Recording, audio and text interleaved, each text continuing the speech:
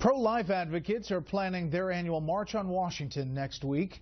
Tonight, we're getting a sense of where their anti-abortion movement stands. Pro-life movement. Chief legal correspondent Shannon Bream takes a look.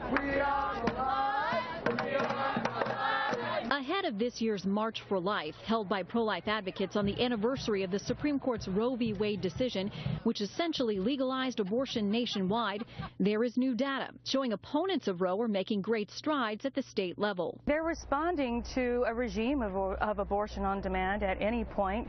And what are they doing? They are passing common sense legislation all across the country. They're really moving back to where common ground is on this issue. It's a cause for concern among the pro-choice community.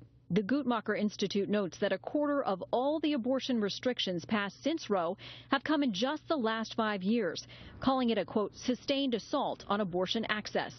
National Abortion Rights Action League President Elise Hogue calls it the, quote, crisis in the states.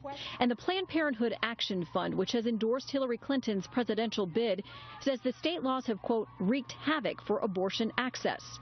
Both groups are focused on not only the state fights, but also on the one brewing now at the U.S. Supreme Court, which will hear a challenge to abortion restrictions out of Texas on March 2nd. At issue in the case, new standards for both abortion providers and their clinics, such as requiring abortion doctors to have hospital admitting privileges within 30 miles. Opponents say the mandates would lead to the closure of more than 75% of abortion clinics in Texas. And then there's the presidential election. Make no mistake, this election will determine whether Roe versus Wade continues to be the law of the land. Pro-life advocates say they're counting on making sure that doesn't happen. We expect to have a pro-life president, and this Congress is ready to go ahead and move on some of the healing that this nation needs to see on this issue. Late today, we learned that Planned Parenthood has filed suit against the Center for Medical Progress, or CMP.